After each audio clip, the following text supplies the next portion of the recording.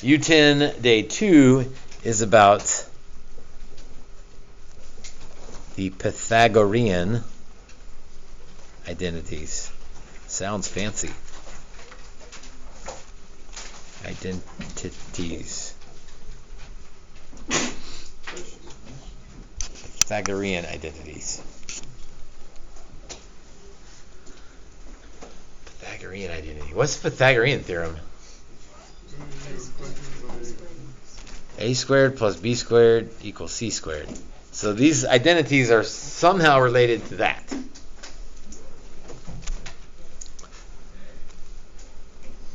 Unit circle. Let's just pick any spot on the unit circle. It doesn't matter if it's one of the key spots or not, like one of the key angles on the unit circle or not.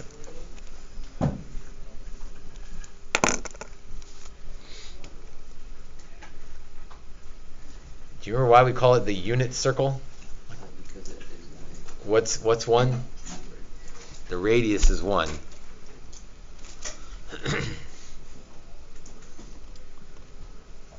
And let's see, this is the x side and this is the y side.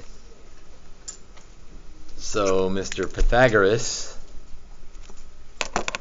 would tell us, what would Pythagoras say about x and y and 1?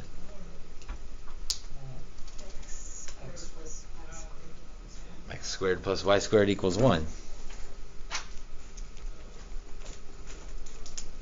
Okay, I believe that. That's not too far crazy. Now here's the connection to trig. The x coordinate, remember this is x comma y, but the x coordinate is also which trig function? So we're kind of thinking backwards. Which trig function does the x tell us? Cosine. And the y is sine.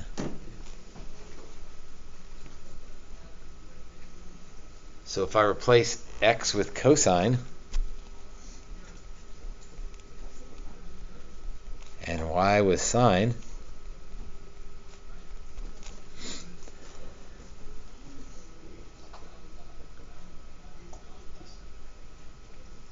and then there's a couple of minor things, like that's the main Pythagorean identity. But there's a couple of minor things that we switch for whatever reason. One is if we're squaring cosine, we're going to put the 2 right there. I think you've seen that before. Just so that it's clear what we're squaring. We're squaring the sine of the cosine. We're not squaring the angle.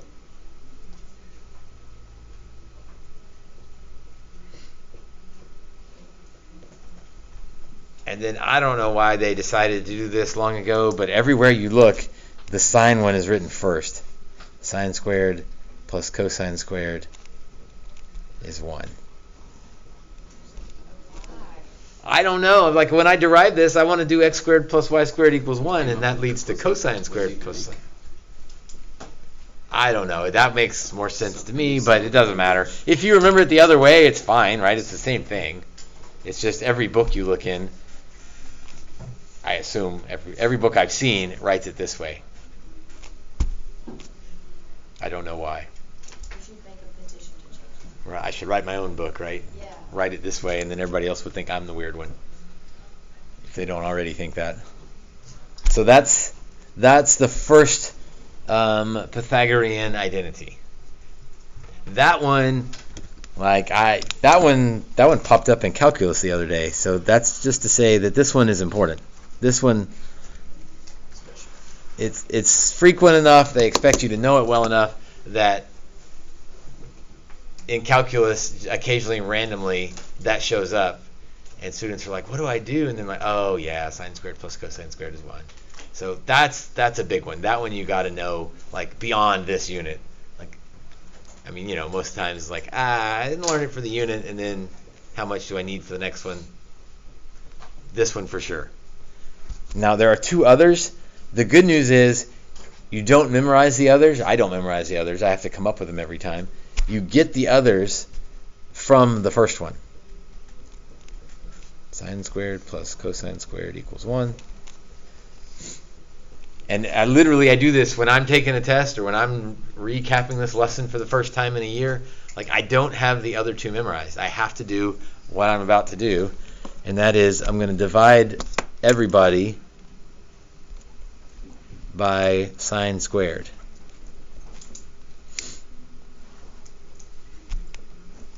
So, divided by sine squared, divided by sine squared, divided by sine squared.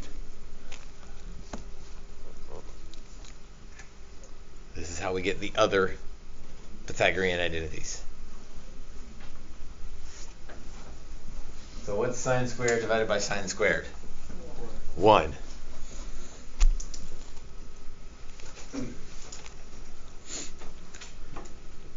How about cosine over sine? What's that equal to? Cotangent. So cotangent squared. And 1 over sine?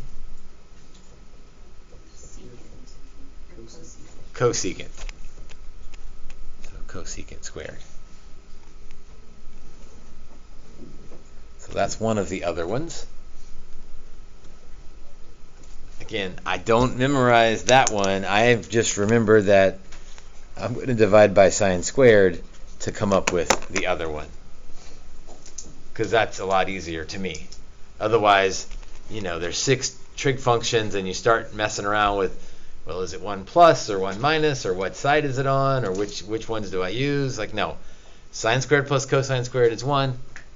Divide by sine squared to get this one. You want to guess what we do to get the other one? Divide by cosine. That's divide by cosine squared.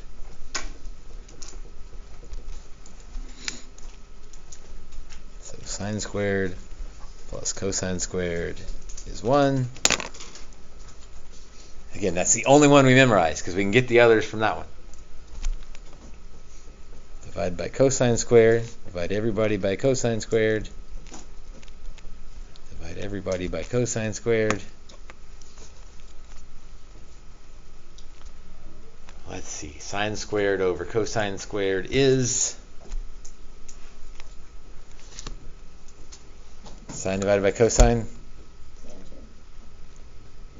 Tangent squared. Cosine over cosine is 1. And 1 over cosine is secant. So there's our third Pythagorean identity. Again, memorize it if you want to, but my suggestion is don't memorize that, because it's really quick to come up with it. What you want to memorize is the 3 things in orange. Sine squared plus cosine squared is 1. Got to know that one, because it's used more frequently than the others. But it's also sort of the starting point for the others. So memorize one of them, and then remember that to get the others, divide by sine squared, divide by cosine squared. And so what I usually see on people's test is, when I first hand it out, I see s squared plus c squared equals 1. And then they know, I'm not going to memorize the others, I'm going to divide by sine squared. So usually I see that boxed, and then I see this. So that's 1 plus cotangent squared equals cosecant squared. And then I see, well, let's change it to cosine squared. Tangent squared plus 1 equals secant squared. So it's really quick to get from the main one to the other two. I think it's worth doing the work each time, rather than spending the time trying to memorize, who goes with who, where's the one, is it by itself, or who's added. Like, that's they're not hard, but there's a lot of pieces you can mess up. Memorize the first one, sine squared plus cosine squared is 1, and then derive the other two as needed. My strong suggestion.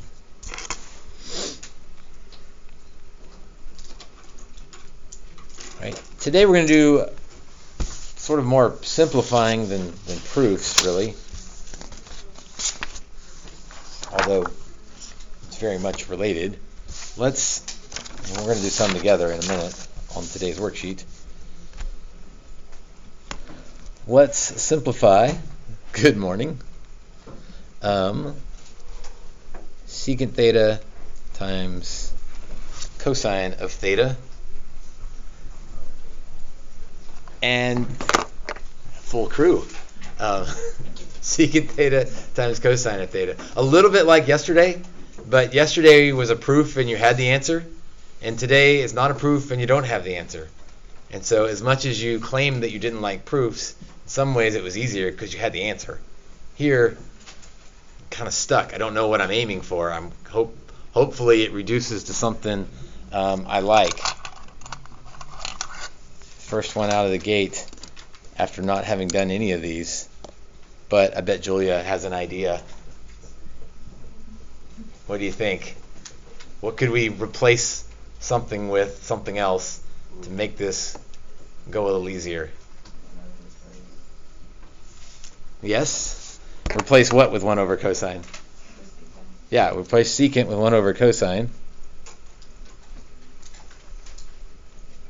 And I'm assuming Julia didn't make that substitution blindly. Like she's got in her mind that if I make that replacement, then it'll cancel with the cosine. And we'll just get 1. So is that the end goal? And that's the answer for this one. So this is a little different than proofs. Like this is harder than proofs. Proofs, you know what the end goal is. You know what the answer is. You know what you're aiming for. Here it's like simplify. Hope you land at the right spot. So I think these are harder even though you don't like the word proofs. It's really a secret way to make you want proofs back. No? No. Yes. Yes? I liked last night's one. Well, you'll get proofs back tomorrow, so there you go. Make some of you happy, some of you not happy. Yeah, you have it in your mind that proofs are terrible from geometry, but in here they're not like geometry proofs. They're just more like, here's the answer, get there.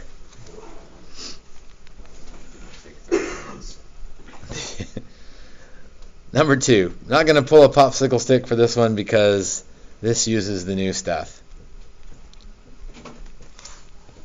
Secant squared minus tangent squared over cosine squared. There's also multiple ways to do this. Let's see. Some of you are looking back at your notes. Anytime you see a squared trig function, like anytime at all you see a squared trig function, you need to be thinking about these because almost certainly you're going to use one of them. Maybe more than one of them. So looking at, especially that numerator, which one, if we numbered them 1, 2, 3 in the order that we did them, which one do you think would be the most helpful to this problem? Wait, if we numbered them 1, 2, 3, 3, there we go. I think we just numbered them differently. Because the third one has tangent and secant in it. This is secant and tangent in it. They're not exactly the same. So I need to figure out what to do here, but something's going on. And there's multiple ways to do this. And it kind of just depends on the person as to what they want to do. Any ideas? What's that? How do you know the top equals 1? Move over the tangent and top on the. So that's one way to do it. I like doing it that way. It says the top equals 1 because if I move the tangent over, like the same equation, if I just rearrange it, is secant squared minus tangent squared. Okay, that's the same equation. And some books, they'll like list this out as like a separate equation. Like, oh, memorize this one too. No, don't stop. Memorize one thing and then be able to move things around a little bit. So secant squared minus tangent squared, Landon says is 1. I like that. To me, that's the easiest way to go. And then 1 over cosine is secant. So all that equals secant squared.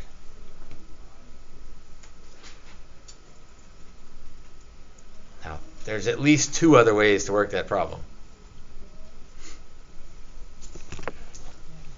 One of them is terrible. One of them is not too bad.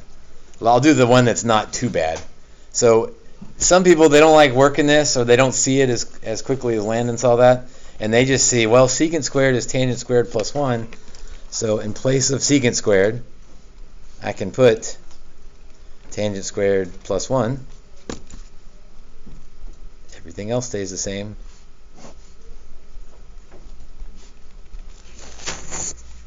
And then what happens in the top if you go that route?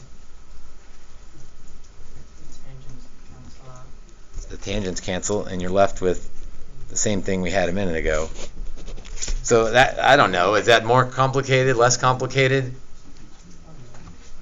I don't know. It just kind of depends on if you see what Landon saw up here, then probably what he did is best. If you don't see that, then you can just straight make one substitution and you get there either way.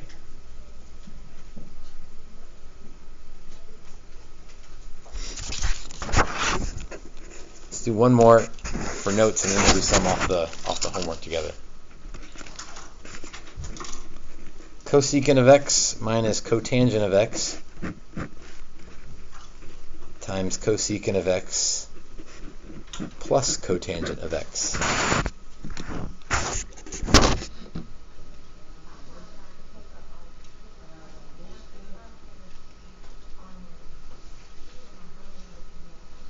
Thoughts? The cotangents are going to cancel. Or Well, No, you have to say it, yes. foil it, yeah. I have to foil it. It'd be a negative cotangent. So let's foil it. We can even take our time foiling it if we forgot how to foil. So first, CSC squared x. good. And then CS. Wait, can you combine those two? CS. So what's cosecant cotangent? Well, you're right. You're starting to think, well, can I combine them? I don't know. Let's don't do too much at once. Let's just say cosecant, cotangent. You're right. Now maybe we plug in things and maybe that whatever, but one step at a time. It'd be negative cotangent cosecant. Inside would be negative cotangent, cosecant. And then negative Cosecant. cotangent squared. So those two would cancel out, right? Yep. And then you would just So worry about the do you see what the middle two would cancel out? So I don't have to worry about, does that reduce to something? I don't know. Maybe, maybe not. Best of all, they go away. That's when I was talking earlier about be careful doing too much at once. You might miss something. Like, take it one step at a time. Cosecant squared x minus cotangent squared x. Now let's put Kyle on the spot because I think we can do that. The answer. How do you know the answer is 1? Where'd that come from? Okay, so he's kind of going the other way from earlier. In place of cosecant, because we look up in the second formula we had from earlier, cosecant is the same as 1 plus cotangent squared x minus cotangent squared x equals 1. It is okay if you look at that and you're like, wait a minute, if I just rearrange that second formula up there, I get 1, and you don't show that and you just want to jump straight to 1, that's fine. If you don't really see it and you want to plug it in and then you're like, oh, and it's 1, that's okay too. So today's assignment is worksheet 2. Let's do a few together.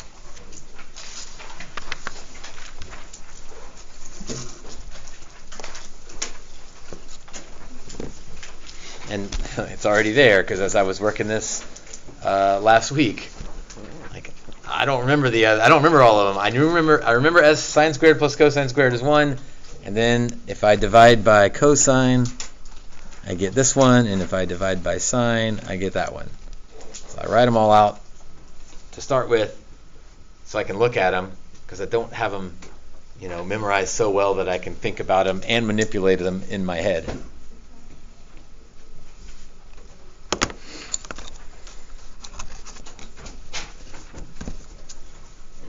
All right, Haven, number 1.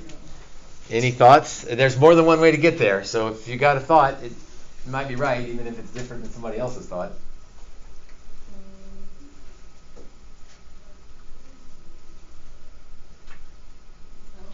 You don't have a thought. I see lots of squareds. I see 1 minus sine squared, so I'm thinking that top one. If I focus you in on that top equation, and I'm looking at 1 minus sine squared, is there a substitution we could make?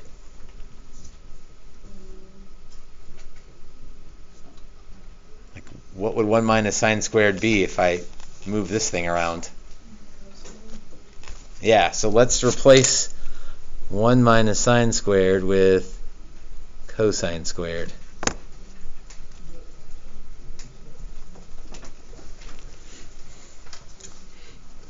The trick is to do really hard math. That way your visitors don't stay long. They fail. They don't like this stuff. I didn't even realize they walked out of the room. Well, you're the math person. You're into it. Stuff. Let's keep going. So we replace 1 minus sine squared with cosine squared. Good job. Thanks. And now I'm looking at my answers. That's not an answer choice. But someone can call it out before I can even draw a popsicle stick. What's the answer? Cotangent squared, because cosine over sine is cotangent. So cotangent squared.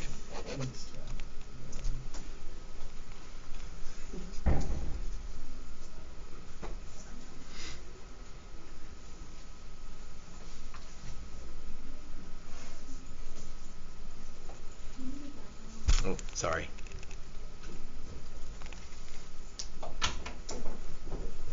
Why don't you try number 2? Try number 2. We did one kind of like it as example 3. What's first step on number 2? Make sure you're off on the right start here. FOIL. So FOIL number 2, and then see what you can do from there. There's the answer to number 3. Number 4, what should we do? Any ideas on what we should do first on that one? Oh, there's actually... You can maybe combine the... No, because There's several things you could do first on this one. Thoughts on what we could do first on number 4? Change cotangent to what? Okay. So one thing we could do is change cotangent into cosine squared over sine squared. And hopefully as soon as you make that substitution, do you realize that's a good idea or a bad idea? Great idea. Yes, says the person who came up with the idea. But he's right. Why is it a great idea? The signs cancel. So it was a great idea. In fact, it was a really great idea. Because what's sine squared plus cosine squared? 1.